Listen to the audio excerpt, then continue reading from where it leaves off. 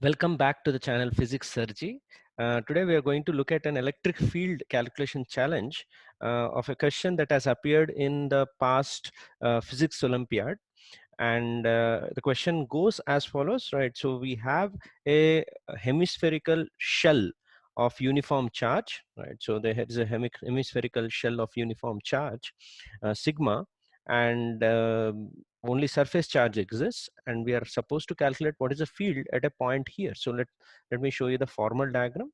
So this is how it is. So we are looking at only the hemispherical surface charge density sigma, uniform surface charge density sigma, and at a point on the north pole you are supposed to calculate the field. So charge is only on the southern hemisphere, that to surface charge, and you're supposed to calculate the field at the north pole point. Okay, right. So if you want to give it a try, just pause the video here, right, try it, and then follow the solution that I'm going to provide. So we'll try to avoid integration, right? So we'll try to do it in a slightly different manner. One of the ways of doing this would have been, the usual way is to try to take this particular southern hemisphere as a part of lot of rings. Okay, so you might have taken a lot of rings which are coaxial with this north pole south pole line. Okay, right. So while taking the ring, you can consider the point P as the axial point of such rings, and each differential element provides a dE here, and then we could have integrated that. So it's a slightly cumbersome method according to me, because the rings formula for the electric field on axis, very famous one, very famous among the IIT and Physics Olympiad aspirants. But yeah, we would try to see this in a slightly different manner. I'm not claiming the solution that I'm going to give is a superior one. It's just that it's a slightly interesting one compared to what we usually do. Okay, right. So instead of taking therefore a rings of differential elements one after another, I've taken a small patch of area. Can you see on the top of this particular surface, I've taken a yellow patch dA. Okay, and due to this dA, I predict what is the value of the field at this point P. Okay, and it's quite obvious that along the line joining this dA to that P, the electric field vector dE would be in this direction. Can you see that red colored electric field that I have marked?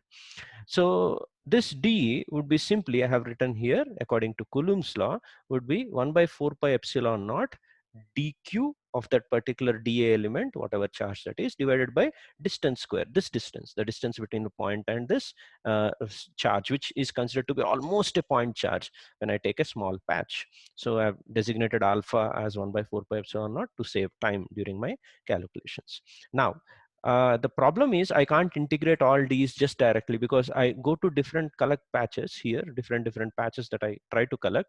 The D's would be pointing towards this point P in different directions. So by symmetry, you would have guessed that vector sum of all these D's would be acting only along the line of symmetry. So it would be sufficient if I take dE cos thetas and integrate them. Okay, so that's what I'm going to write now. The value of the E net would be along symmetry line, which is nothing but the integrations of not d's but the dE cos thetas. Can you see that angle theta that I have marked here? Okay, and not just that, we'll just keep going. I'll substitute the value of dE from the top expression and bring out the things that are unnecessary. Okay, so for example, this I could have further written as dq is sigma times dA, right? So I think that you will all agree this would be dA divided by r square. Okay, right. So I'm borrowing this expression into this dE here, and while doing that, I'll directly write the constants coming out of the integral. Okay, so I think alpha is a constant, sigma, because it's a uniform charge, this is a very important thing. If had not been a uniform charge density, I couldn't have done that. So alpha and sigma do come out of this integral. So this would simply be an integration of alpha and sigma already out. Okay, right, and that dA area patch multiplied by the cos theta that I already talked about and divided by that green color r square. Now here is where we'll be using a trick called as solid angle calculation. So this particular thing we'll try to estimate it in the next page, trying to calculate, or I would argue that this is nothing but an expression for the solid angle subtended by this dA patch at this particular place. So if I can somehow get the sum of the solid angles subtended by this entire hemisphere at this particular point, my job is done. Okay, right?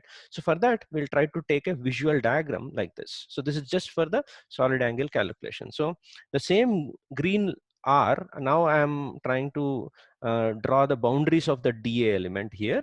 Now, so you could see that this actually represents a diagram to estimate the solid angle subtended at this topmost point P.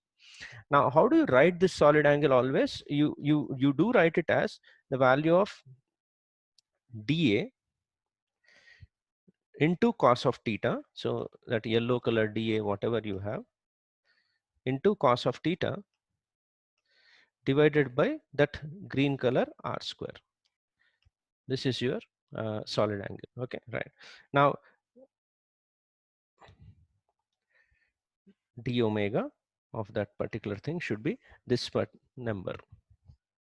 Okay, now you could also argue that the value of this solid angle that is getting subtended at this particular place should be the same as the value of the solid angle subtended by this. So these two subtend, I would argue, the same solid angle here. Okay, so when I run through this yellow patches that I get, each one of them will have a pairing up of a green color patch. So the sum of solid angles subtended by this hollow hemispherical area would be same as the solid angle subtended by this flat imaginary disk I could have had at this particular place. Okay, now there is a small difference here. The theta that I marked here is the angle between the normal of that area and the position vector that I marked for the solid angle. That's where the magic in the question comes in. The theta in the previous diagram is marked here, and whereas the theta in the present diagram is marked here. And why is that equivalent? Because of this isosceles triangle. So there is a capital R, and this is also capital R, and if this angle is theta, this angle is also theta. That's where the magic comes in. So the theta that is here comes in the calculation of the solid angle, and the theta that comes here comes in the integration. Because of that matching effect, you're able to predict that the solid angle of this should be equal to the solid angle of this particular patch here. So sum of all solid angles should be simply the solid angle of this disk at this place, which you should be knowing, right?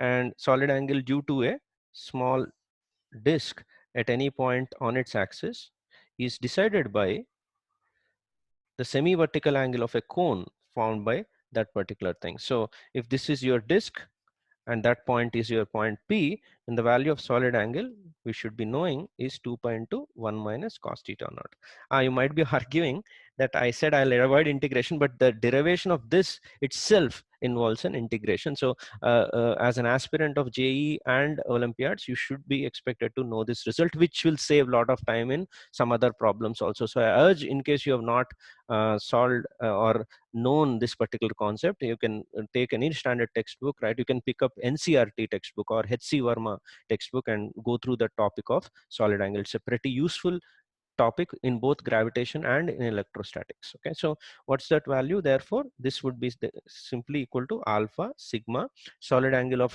hemisphere equal to solid angle of disk at this place, which is simply the value of, I told, 2 pi into 1 minus cos of that angle. And what is that angle in this scenario? It would be a 45-degree angle, right? So because this would subtend an angle of 45 degree at this particular place, this semi-vertical angle would be 45 degrees. So cos 45 degrees. So once I substitute the value of alpha as 1 by 4 pi epsilon naught, you would simply end up having a interesting result, sigma by 2 epsilon naught into 1 minus 1 by root 2. Would have got the same result had you gone ahead the normal brute force integration that we usually use. So this is always helpful. So I urge you people to go through the concept of solid angle and for future problems also, right? So I'd come up with another video on this topic of solid angle very shortly, right? So till then, see you and bye-bye.